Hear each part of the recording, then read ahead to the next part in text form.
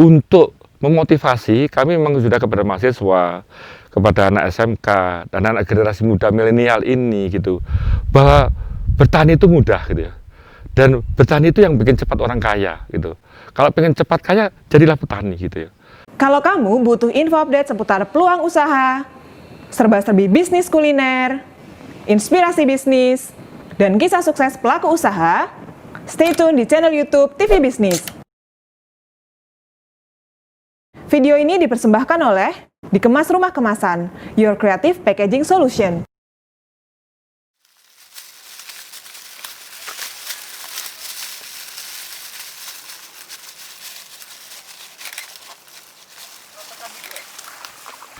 Assalamualaikum warahmatullahi wabarakatuh.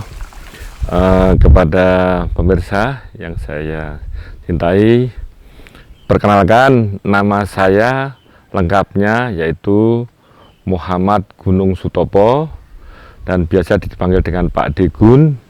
Kalau mau pakai gelar, saya ini Dr. Honoris Causa Insinyur Muhammad Gunung Sutopo gitu.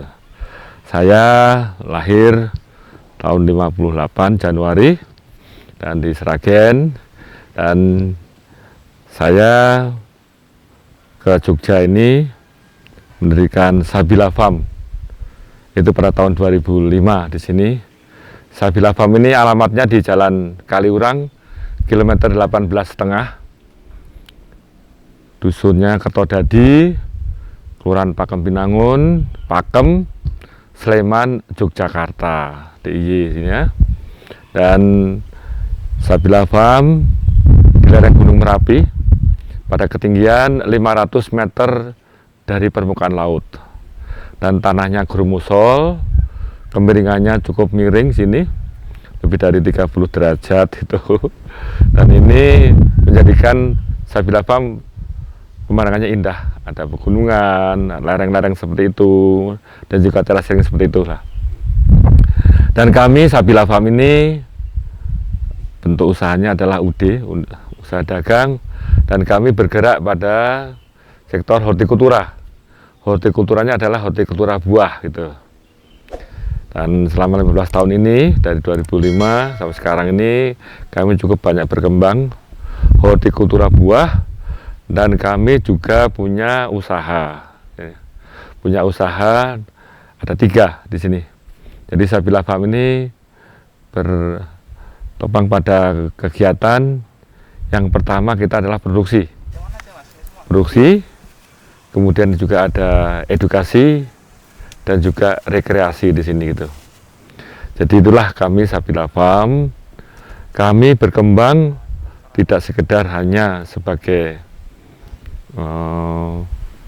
perusahaan yang bergerak dalam bidang hortikultura, tapi juga kami mengembangkan misi juga. Jadi itu.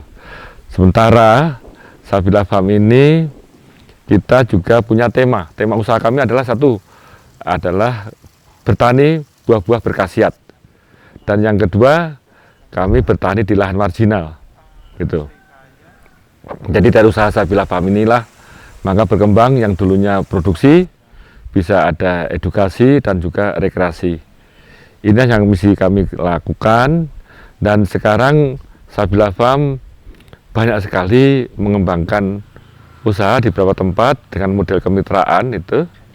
Dan ini sudah ada sekitar 17 kebun ya, itu yang bermitra seperti ini, dan kami berikan ilmunya, kami berikan teknologinya, kami berikan cara budidayanya gitu, juga pasarnya juga.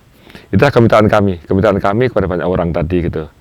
Dan itu kebun-kebun tadi sudah banyak berkembang, dan kita Sabila Farm itu, Sabila itu sarana belajar ilmu Allah ya. Dan itu juga kebetulan anak saya yang kecil, anak perempuan saya. Dan kebun-kebun yang ada tadi semuanya itu berkembang dengan nama yang sama dengan kita, Sabi. Ada Sabila, ada Sabina, ada di Lampung, ada di Nusa Kambangan Sabinuka, Cilacap itu. Kemudian juga ada Sabiti, Sabidu, Sabinuka, seperti itu. Banyak sekali kebun-kebun tadi seluruh Indonesia itu. Itu yang kami sudah lakukan, dan ini terus berkembang. karena kami tidak lagi mengejar target sebagai bisnis, tapi lebih banyak kita memberikan wawasan kepada banyak orang, kepada banyak UKM seperti itu, untuk mereka berkembang lah gitu. Dan jalurnya sudah ada kami seperti itu. Gitu. Sabila Farm di awalnya kita adalah mengembangkan produk yang disebut dengan buah naga. Dan sebelum dari itu saya perjelas bahwa Sabila Farm ini tidak hanya sekedar bertani. Kami juga menggunakan istilahnya bertani dengan hati di sini. Apa itu bertani dengan hati? Sesuai dengan tema kami, yaitu bertani, memproduksi buah-buah berkhasiat dan bertani di lahan marginal atau lahan miskin tadi. Maka kami punya suatu jargon, yaitu bertani dengan hati. Apa artinya? Artinya bahwa lahan-lahan marginal atau lahan miskin, tadi ada lahan kering yang tidak ada airnya, ada lahan kars yang berupa batu-batuan gamping, kemudian ada lahan gambut ya, yang itu berair, kemudian ada deposal tambang yang tanahnya itu bekas-bekas tambang tadi, yang tanah miskin, yang tanah jelek itu, yang di dalam ilmu tanah itu sudah tidak bisa digunakan, itulah kami dari Sabila Farm kita manfaatkan lagi, dan itu ternyata bisa menghasilkan. Karena apa? Kami punya moto yaitu bertani dengan hati. Apa itu bertani dengan hati tadi? Yaitu kita memilih dan memilah jenis komoditas pertanian yang sesuai dengan kondisi lahan itu. Dan kami tidak memaksakan dengan bahan kimia, tidak memaksakan membuat fisik tanah itu rusak. Justru kami membuat suatu kondisi yang harmoni tadi. Nah, di lahan yang kami pertama kali ini di Pakem, Sleman, Yogyakarta ini kondisi tanahnya kering. Tanahnya kering, tidak ada pengairan seperti itu, tanah marginal tadi, maka kami pilihkan adalah buah naga. Karakter buah naga kami sudah tahu, yaitu tanaman yang tahan terhadap cekaman musim. Cekaman musim itu sangat luas sekali, ada tahan terhadap hujan juga, terhadap kekeringan juga bisa seperti itu. Lah buah naga inilah yang pertama kali kami pilih, itu di Pakem, Yogyakarta. Setelah kami memahami bagaimana karakter tanah dan karakter komoditas tadi, maka kami berpikir lagi bisa dikembangkan lagi. Jadi kami sudah mengembangkan ada 9 komoditas yang semuanya di lahan marginal itu bisa jadi bagus. Ya. Jadi selain buah naga tadi, dan di buah naga sendiri juga ada perkembangannya. Kami ada perkembangannya. Ada buah naga, kulit merah, daging putih. Ya. Ada buah naga, kulit merah, daging merah, gitu. Ada juga buah naga kulit kuning seperti itu, daging putih ya. Kemudian ada juga buah naga yang daging orange seperti itu. Ini harganya berbeda-beda dan teknik budayanya juga berbeda-beda seperti itu. Nah itu kami kembangkan dan kami sampai pahami. Kemudian kita ujikan juga di banyak tempat dan hasilnya cukup bagus. Kemudian kami beritahukan kepada banyak orang, silakan mengcopy tentang teknologi yang kami gunakan di sini. Nah dari buah naga tadi kami berkembang lagi. Ternyata kami bisa tanam juga serikaya jumbo. Itu juga hasilnya cukup bagus sekali ya. Serikaya jumbo hasilnya bagus sekali. Dan ini juga untuk berkembang lagi dengan sirsak. Sirsak itu nangka Belanda seperti itu. Itu hasilnya bisa gede, bisa sampai 8 kilo, besar sekali. Hasilnya juga bisa seperti itu. Itu teknologinya harus dicari. Karena di lahan yang tertentu teknologinya harus dicari juga seperti itu. Jadi kami sudah ada buah naga, 4 komoditas tadi, kemudian ada juga serikaya jumbo, tambah lagi sirsak juga. Jadi ada 3 tadi. Kemudian berkembang lagi ya, berkembang lagi pada itu adalah jamu kristal juga ada. Jamu kristal ini juga berkembang jadi 4. Kemudian nomor 5 kita adalah alpukat ya. Alpukat kita tekannya pada alpukat verte di sini, vertindo atau verte itu. Jadi kami bertani di lahan miskin, tapi kualitas buahnya harus bagus gitu. Jadi produk hortikultura buah yang hasilnya bagus ya, yang hasilnya itu berkualitas, maka pasarnya mudah nanti gitu. Jadi kita ada buah naga, ada serikaya jumbo, ada sirsak, kemudian jamu kristal, ada alpukat ya. Kemudian kami berkembang lagi ya, berkembang lagi ada ciplukan juga ada. Ciplukan itu cacendat itu harganya cukup bagus. Sekilonya 300.000 itu. Dan itu untuk obat jantung yang secara organik tadi bisa bagus seperti itu. Milihnya ada seperti itu. Kami juga ada jambu air juga ada. Jambu air ya, madu deli segala macam itu kita ada. Dan kemudian berkembang lagi. Kami maaf.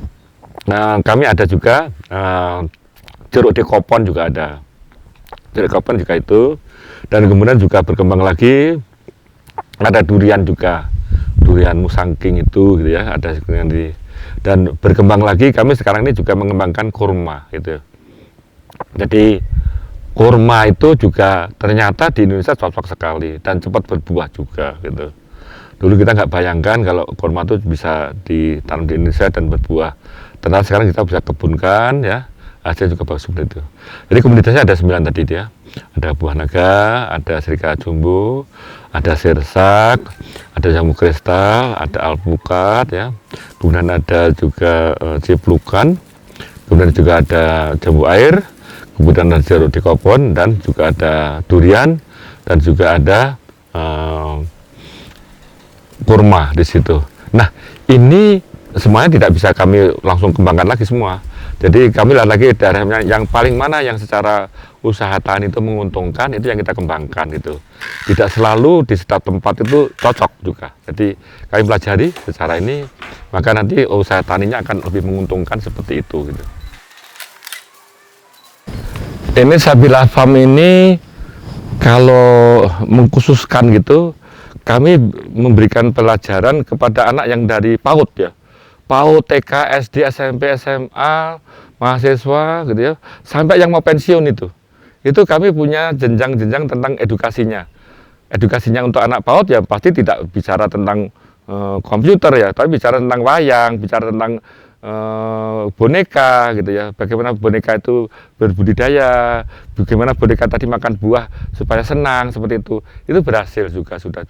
Artinya Sabila Farm mengkhususkan pada pendidikan dari anak PAUD sampai yang mau pensiun itu seperti itu. Tapi untuk memotivasi kami memang sudah kepada mahasiswa, kepada anak SMK dan anak generasi muda milenial ini gitu, bahwa bertani itu mudah gitu ya. Dan bertani itu yang bikin cepat orang kaya gitu. Kalau pengen cepat kaya, jadilah petani gitu ya. Tentu ada cara-caranya. Tapi tadi saya selalu mengatakan bahwa bertani itu mudah gitu. Karena kamu tinggal belajar ke Sabila Farm, ngerti seperti itu, kopi aja niru gitu, dan bisa. Jadi kami gampang kalau ada masalah boleh tanya seperti itu mudah seperti itu. Dan kami sudah bikin banyak sekali mentor-mentor seperti itu sudah. Jadi bertani itu mudah dan petani itu kaya. Jadi saya sebutkan bahwa kami sudah keliling sudah berkali-kali juga, gitu. Seperti itu. Kami secara materi sudah cukup sekali, gitu ya, sudah cukup sekali, punya banyak mobil, punya rumah besar, gitu ya. Dan seperti itu mudah dengan bertani. Karena apa? Bertani itu adalah sesuatu komoditas, apalagi di masa pandemi seperti ini dibutuhkan sekali oleh orang. Orang mungkin pergi ke dokter 2 bulan sekali, gitu ya. Orang mau ke kantor polisi menyelesaikan masalah mungkin setahun sekali. Tapi orang ke petani itu sehari 3 kali, sarapan, makan siang, makan malam itu. Itu bayangkan mereka semua butuh pangan seperti ini. Dan sekarang ini harga buah-buahan ini yang organik seperti ini di masa pandemi naik sekali, besar sekali gitu. Dan dibutuhkan, kurang produknya gitu. Nah inilah generasi muda jangan takut gitu ya. Bertani itu keren jujur aja. Tadi kami bisa keliling dunia, kemudian berkontak-kontakan dengan orang di luar negeri seperti itu gitu ya.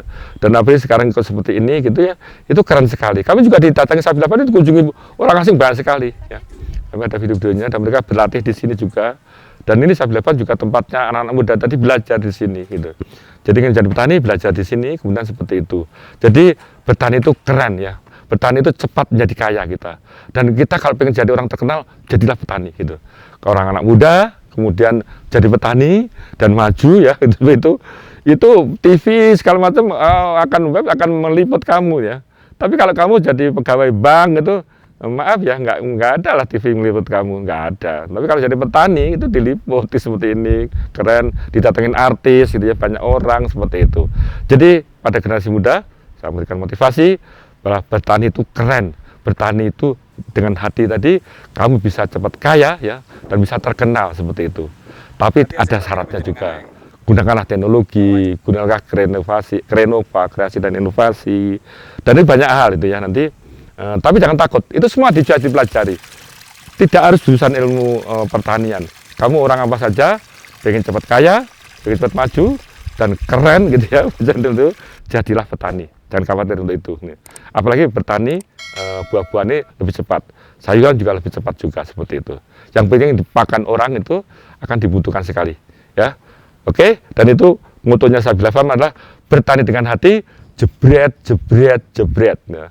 Niat, kemudian tekad dan nekat seperti itu. Ya, majulah bersama kita.